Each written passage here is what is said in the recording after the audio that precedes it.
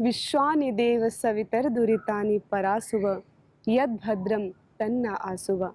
हम भगवान से प्रतिदिन प्रतिपल हर क्षण हम प्रार्थना करें कि विश्वानि देव सवितर दुरितानि परासुव, कि आप तो पूरे विश्व का कल्याण करते हैं, आप तो पूरे विश्व के दुरितों का हरण करते हैं।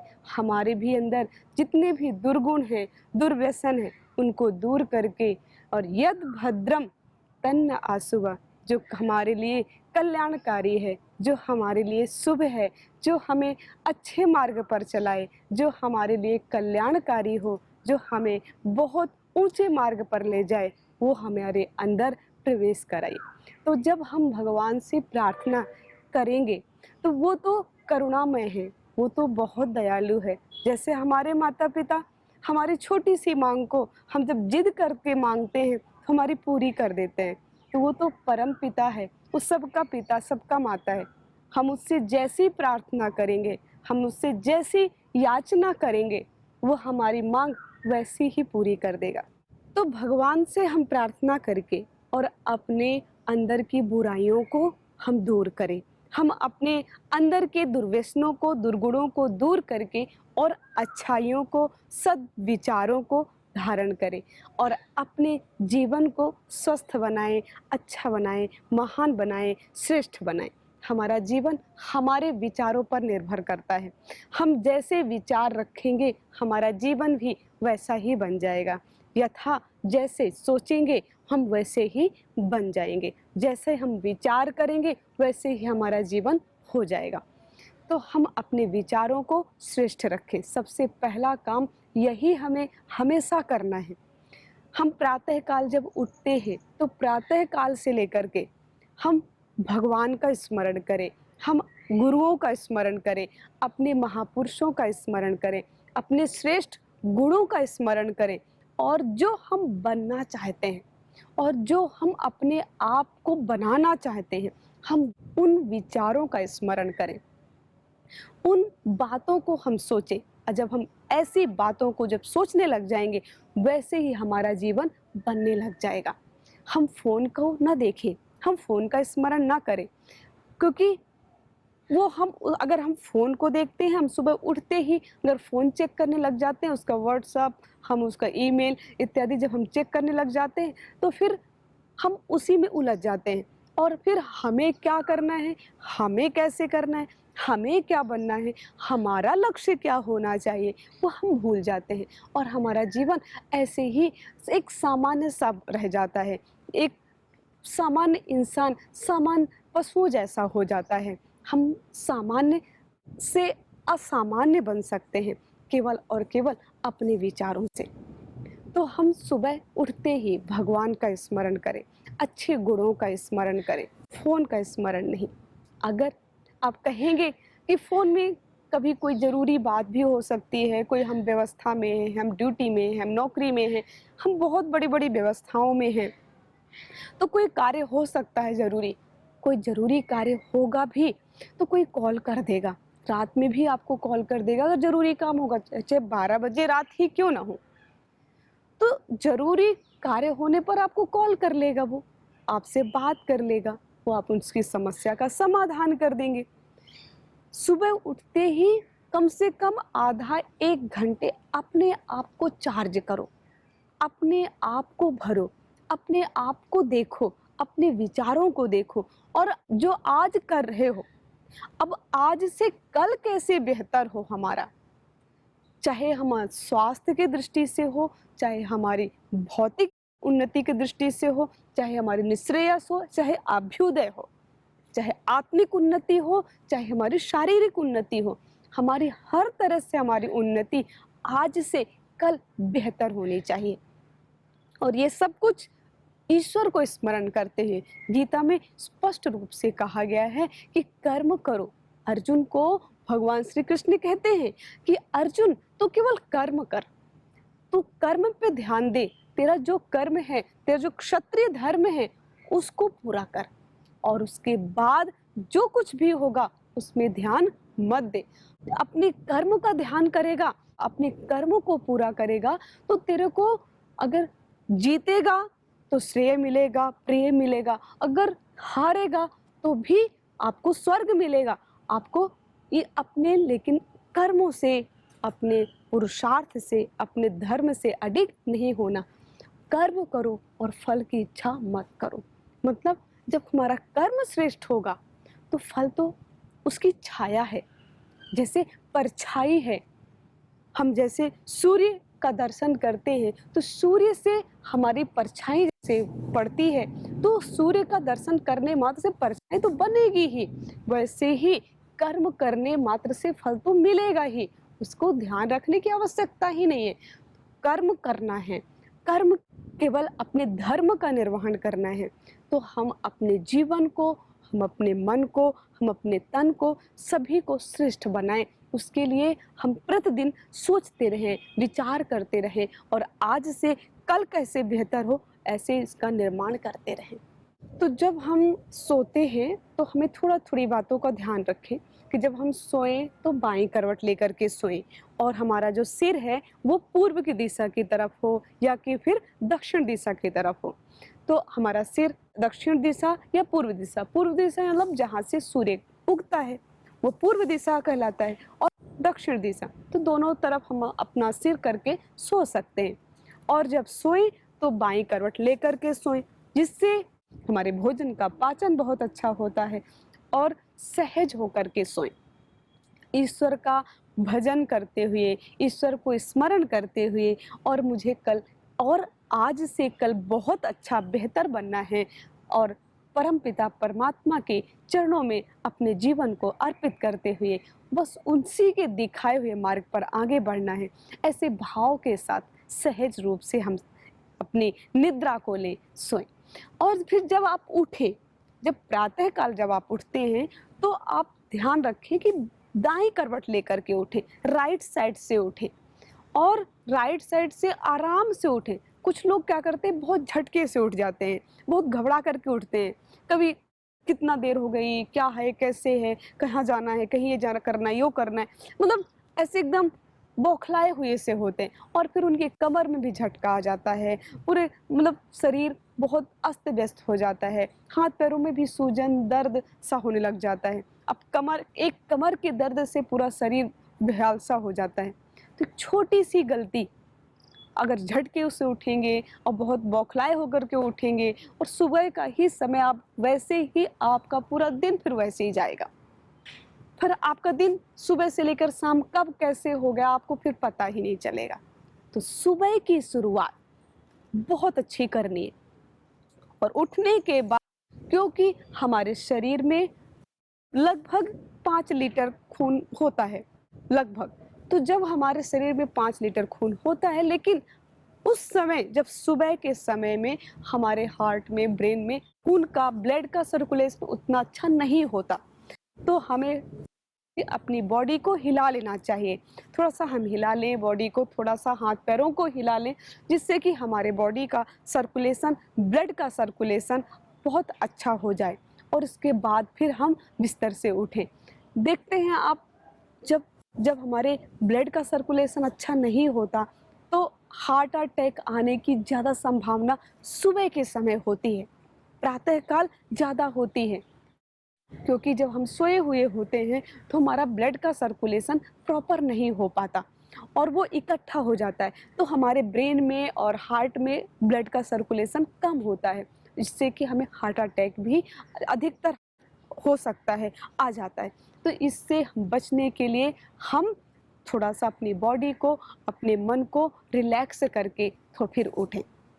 उसके बाद हम जल का, उष्ण जल का स्मरण का पान करें, थोड़ा गुनगुने पानी का, उसमें आप शहद भी मिला सकते हैं, उसमें आप नींबू भी मिला सकते हैं, कुछ ऐसे भी मिला करके, या आंवला एलोवेरा का जूस बहुत अच्छा होता है, जिसको माताओं बहनों को जिनको पीरियड्स में ज़्यादा पेन होता है, ज़्यादा समस्या होती है, वो पेन किलर खाए बिना रह नहीं सकती, हमेशा 2-3 महीने में 2-3 दिन, हफ्ता भर उनका बहुत ख़राब दिन जाते हैं, तो वो एक काम ज़रूर करें, थोड़ा गुनगुने पानी में एलोवेरा जूस, पतंजलि का भी जूस आता है, उसको ले सकते हैं, या कि फ्रेश आप अपने घर में लगा लीजिए।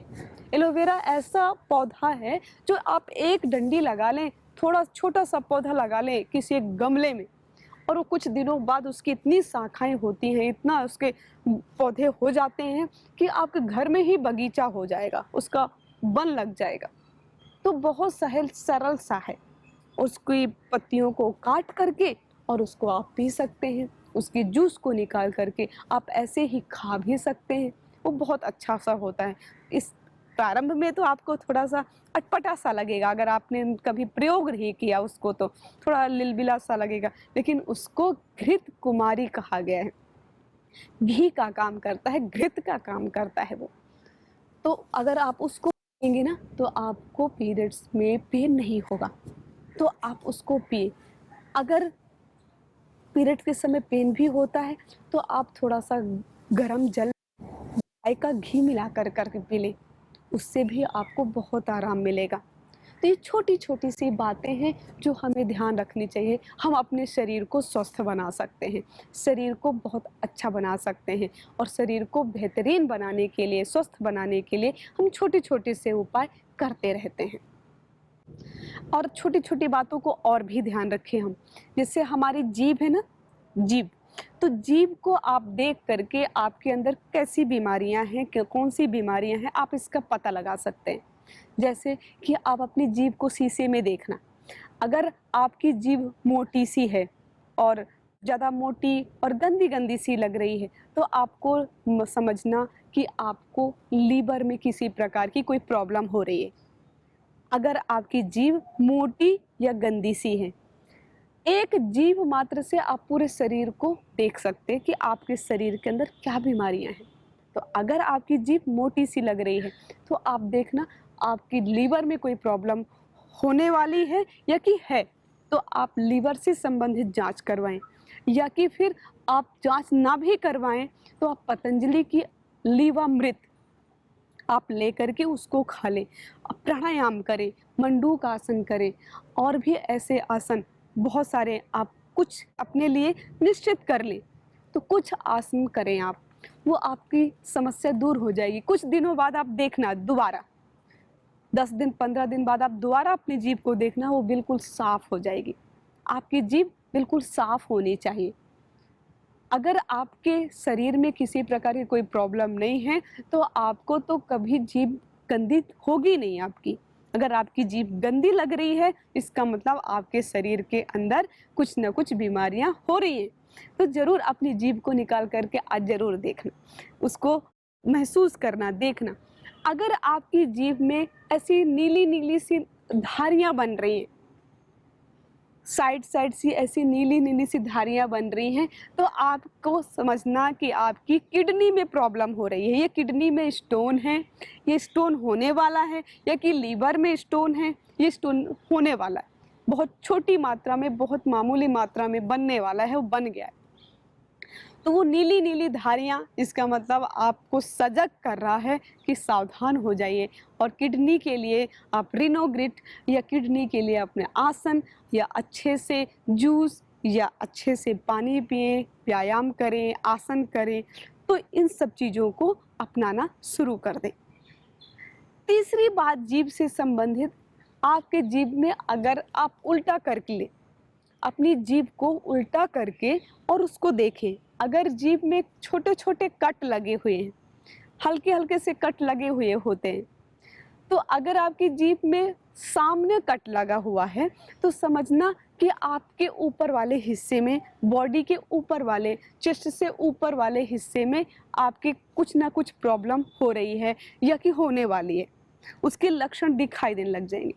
अगर आपके बीच में कट लगे हुए हैं तो आपके आंतों में प्रॉब्लम हो रही है, या कि आपकी आंतें साफ नहीं हो रही हैं, या कि उससे अंदर वाले हिस्से में और नीचे वाले हिस्से में अगर कट लगा हुआ है, तो समझना कि आपके जननांगों में, या कि आपके जोड़ों में किसी प्रकार की कोई प्रॉब्लम होने वाली है। तो एक जीभ आपके पूरे शरीर को कैसे कौन से रोग होने वाले हैं उसको बता देगी। और नेचुरोपैथी का तो सिद्धांत ही है कि शरीर को थोड़ा समय दो, शरीर आपको अपने आप ठीक कर देगा। भगवान ने शरीर को इतना बेहतरीन मशीन बना करके आपको दिया है कि और किसी और की दवाई की आवश्यकता ही नहीं है इस शरीर को ठीक करने के लिए। फालतू में हम हॉस्पिटल भागते रहते हैं, इस डॉक्टर के पास, उस डॉक्टर के पास, हाथ जोड़ते रहते हैं। अगर आप थोड़ा सा भी नेचुरोपैथी या आयुर्वेद या महर्षि चरक, महर्षि सुश्रुत को सुन लें, थोड़ा सा ध्यान दे दें, या नहीं महर्षि चरक सुश्रुत को आप नहीं जानते, अगर आप परम पूज्य स्वामी जी महाराज को ही सुन लें, परम पूज्य स्वामी जी आचार्य श्री को ही सुन लें, तो आपको कभी भी डॉक्टर के सामने हाथ जोड़ने की आवश्यकता नहीं पड़ेगी, या कि आप मेरा ही एपिसोड आप सुन लें। क्योंकि मैं भी बहुत शरीर से संबंधित और बहुत सारी ऐसे नुस्खे, बहुत सारी ऐसी छोटी छोटी बातें मैं बताती रहती हूँ, जिससे कि आप अपने शरीर को हमेशा स्वस्थ रख सकते हैं। और मैं खुद भी उस चीज़ को महसूस करती हूँ। अगर आपका अपना मन आपके कंट्रोल में है, आपका मन आप कभी नेगेटिव नहीं सोचते, नकारात्मक नहीं सोचते, आप तब भी आपका शरीर देखना बहुत स्वस्थ रहेगा। सोचने नहीं कभी मेरे अंदर किसी प्रकार की कोई बीमारी हो सकती, नहीं हो सकती। आपका भोजन ही आपकी औषधि है, इसको ध्यान रखो। आपका भोजन आपके लिए औषधि का काम करता है। आप जैसा भोजन करेंगे वैसे, क्योंकि जैसा हम भोजन करेंगे उसी से तो हमारा शरीर बनता है। तो हम अच्छा भोजन करेंगे, हमारा अच्छा शरीर बनेगा, बीमार होने की कोई बात ही नहीं होगी। हम बीमार क्यों पड़ते हैं? जब हम उटपटांग खा लेते हैं, गलत सलत खा लेते हैं, जब जो चीज़ें हमारे लिए पौष्टिक नहीं हैं, जो शरीर को हम खिला नहीं सकते, वो भी हम खा लेते हैं। और खाने के साथ साथ, खाना तो दूर की बात, हम उस बॉडी में पोतते रहते हैं बहुत सारे ऐसे केमिकल। आजकल हम बॉडी को बहुत अच्छा दिखाने के लिए पोतते रहते हैं। नहीं, बाहर के पोतने से बॉडी अच्छी नहीं दिखेगी। समझना, एक भोजन हमारा जो हम लगाते हैं वो भी है। आप बॉडी में, शरीर में, चाहे चेहरे पे हो चाहे हाथ पैरों पे हो, आप उन्हीं वस्तुओं को लगाएं, उन्हीं पदार्थ को लगाएं जिस वस्तु को आप खा सकते हैं। आप केमिकल को नहीं खा सकते, इसलिए आप केमिकल को कभी भी स्किन पर मत टच करो। तो शरीर पर वही उन्हीं चीज़ों को, उन्हीं पदार्थों को लगाओ जिनको हम खा सकते हैं। जैसे हम तेल तेल को खाते हैं, चाहे सरसों का तेल हो, चाहे तिल का तेल हो, चाहे नारियल का तेल हो, हम तिल को के तेल को, नारियल के तेल को हम खा सकते हैं, चाहे किसी पदार्थ में मिला करके या किसी पदार्थ में तल करके, या कि हम ऐसे ही उसको खा लेते हैं। तो वो हम अपने बॉडी में उसकी मालिश करें, उसकी मसाज करें। लेकिन जो बाहर के केमिकल आते हैं, जो पाउच में केमिकल आते हैं, उनको हम नहीं खा सकते। जब हम खा नहीं सकते तो उसको बॉडी में भी मत लगाएं, क्योंकि वो जो भी आप लगाते हो वो आपके रोम छिद्र के माध्यम से आपके अंदर जाते हैं वो, और वो आपकी बॉडी को और नुकसान पहुंचाते हैं वो केमिकल। तो इस केमिकल का प्रयोग ना करें। जैसे जो आप लिपस्टिक का प्रयोग करते हैं, जो आप लगाती हैं, माताएं बहनें लिपस्टिक का प्रयोग करती हैं, वो आपकी लिपस्टिक आपकी सुंदरता तो कम, लेकिन आपके अंदर जा कर के वो बीमारी जरूर पैदा कर देगी। क्योंकि आप जो भी लगाएंगे, मुख में जो भी ओठों में लगाएंगे, वो आप खाएंगे, आप बार बार, जीभ तो जाएगी आपके ओठों में जाती ही है, और वो धीरे धीरे आपके ओठों से अंदर चली जाती है। आप सुबह लगाएं और शाम तक में, दोपहर तक में तो वो सारा पुश करके अंदर चला जाता है, तो वो आपकी बीमारी का कारण बन जाता है। तो इससे सजग रखें। थोड़ा सा सुंदर कम होगा, कोई बात नहीं, लेकिन आप बीमारी से तो बचे रहेंगे। तो इन सब छोटी छोटी बातों को ध्यान रखें, और छोटी छोटी बातों से ही जीवन का विकास होता है। जैसे छोटी छोटी ईंटें लगा करके एक बहुत विशाल भवन बनाया जा सकता है, छोटा सा बीज लगा करके एक विशाल वृक्ष का निर्माण किया जा सकता है। वैसे ही हम छोटी छोटी बातों को ध्यान में रख करके एक विशाल अपने जीवन का निर्माण किया जा सकता है। और हम स्वास्थ्य के बारे में देखें, अगर किसी का हीमोग्लोबिन कम है, आजकल बहुत सारे लोगों का हीमोग्लोबिन कम होता है, नॉर्मल सी बात हो गई है आजकल, किसी को भी चेक करवाओ किसी का 8, किसी का 7, किसी का 9, इतना ही रहता है, जो कि एक रेशो होना चाहिए। एक माताओं बहनों का कम से कम 11, 12, 13 तक होना चाहिए। 15 भी हो सकता है, किसी अच्छा खासा मेहनत करती हैं माताएं बहनें और शारीरिक पुरुषार्थ करती हैं तो 15 तक भी हो सकता है, हो जाता है, 16 भी हो जाता है। और एक पुरुषों का जो क्राइटेरिया है उनका 16, 17, उनका भी इतना होना चाहिए। तो जो एक एक मिनिमम, जो एक लेवल है, इतने तक होना चाहिए। अगर नहीं है, बहुत कम है, लो है, तो इसके लिए क्या करें आप? एक तो आप, बहुत सरल सा उपाय है जो कहीं और जाने की आवश्यकता नहीं है, आपके घर में, आपके रसोई घर में। आयुर्वेद में तो रसोई घर को ही औषधि केंद्र माना गया है।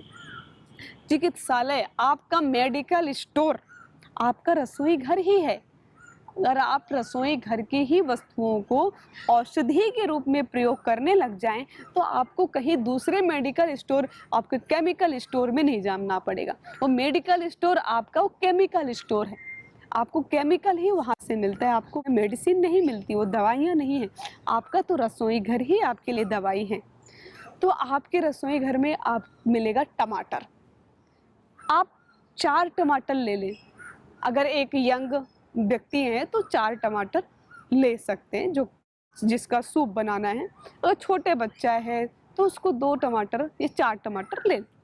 तो 4 टमाटर को ले करके, और जो टमाटर जहाँ से वो पेड़ से लगता है तो उसके नीचे साइड से, उसके दूसरे साइड से उसमें चाकू से थोड़ा थोड़ा कट कर लें। 4 कट कर लें, एक ऐसे एक ऐसे, उसको कट कर लें। चारों टमाटर को कट करके और पानी में, जल में अच्छे से उसको उबाल लें। और जब आप जल में अच्छे से उबाल लेंगे, वो थोड़ा सा लसलसा सा बन जाएगा और उबल जाएगा अच्छे से, तो उसका सूप बना लें, उसका जूस बना लें। और उसमें कुछ 2, 4, 10 कड़ी पत्ते डाल करके, और उसको हल्का सा, अगर सीधा नमक में मिलाना चाहें तो आप सीधा नमक मिला लें, हल्का सा, थोड़ा सा, ज़्यादा नहीं। और उसमें काली मिर्च भी, अगर पीस करके, काली मिर्च जो दाने दाने वाले आती है, वो मिर्च नहीं कि लाल मिर्च एकदम तड़का लगा दे, ऐसा नहीं। उसमें तड़का सा कुछ नहीं लगाना, कुछ नहीं, बस हल्का सा सूप बनाना है उसको, बिल्कुल सिंपल सा। अब बहुत सरल सा है। उसको सूप बना लें और उसको, उसमें कुछ कड़ी पत्ता डाल करके और उसको सिप सिप करके उसको पिए। अब देखना आपका हीमोग्लोबिन बहुत बेहतरीन और बहुत अच्छा हो जाएगा कुछ ही दिनों बाद। तो हमारे योगग्राम में एक बहुत ही महान डॉक्टर रहते हैं, डॉक्टर नीरज जी। वो हम बहुत दिनों से इसका प्रयोग करते हैं। वो टमाटर का सूप, टमाटर की चटनी, उबले हुए टमाटर बहुत खाते हैं वो अभी भी बिल्कुल यंग, बिल्कुल अभी भी तंदुरुस्त और बिल्कुल स्वस्थ हैं। वो नेचुरोपैथी के महाभीष्म कहे जाते हैं। तो हम ऐसी छोटी छोटी चीज़ों को, छोटी छोटी बातों को अपने जीवन में हम धारण करें और अपने जीवन को हम स्वस्थ बनाएं। अपने जीवन को जब स्वस्थ बनाएंगे तो हमारा जीवन भी, हमारा शरीर जब हमारा स्वस्थ होगा तो हमारा जीवन भी स्वस्थ होगा, और हम अपने कार्यों को, अपने धर्म को, अपने कर्म को बहुत अच्छा कर पाएंगे। तो हमें मन से बहुत अच्छा सोचना है, हम मन से बीमार ना पड़े। मन से बीमारी ही तन की बीमारी पर उतर जाती है। तो मन को सही रखो, अपने जीवन को सही रखो, थोड़ा अपने शास्त्रों को ध्यान में रखें। हम थोड़ा एक एक गीता का श्लोक पढ़ लें, अपने महापुरुषों को हम सुन लें, उनके चरित्रों को हम पढ़ लें, और हम ऐसे ऐसे जीवन में थोड़ा सा अपने स्वाध्याय रखें, तप रखें, तप ध्यान रखें। और जो भी त्योहार आते हैं, जो भी हमें त्योहार, जो पर्व आते हैं, वो पर्व हमें पूर्ण करने के लिए आते हैं, हमें पवित्र करने के लिए आते हैं।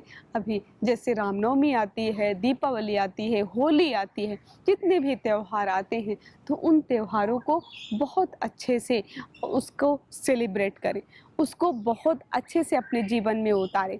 जो त्योहार जैसा है उसको वैसे अपनाएं। जैसे रामनवमी का त्यौहार होता है तो उस समय भगवान राम को स्मरण करें और भगवान राम का स्मरण करके उनके जैसे बनने के लिए प्रयास करें। जैसे भगवान राम, उनका जीवन मर्यादा से भरा हुआ था, उनका जीवन मर्यादा परिपूर्ण था। वो मर्यादा के स्वामी कहे जाते हैं, वो मर्यादा पुरुषोत्तम कहे जाते हैं। तो रामनवमी में हमें उनकी तरह बनने का प्रयास करना चाहिए, उनके गुणों को धारण करना चाहिए। कहा जाता है कि चित्र की नहीं, चरित्र की पूजा करनी चाहिए।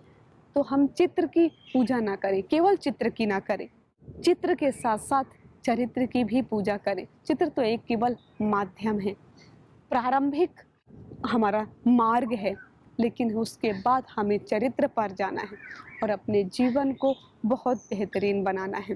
तो हम अपने जीवन को बहुत स्वस्थ रखें, बहुत उपयोगी रखें, मन को बहुत स्वस्थ रखें, विचारों को बहुत स्वस्थ रखें और अपने जीवन को बहुत ऊंचाइयों तक लेकर के जाएं।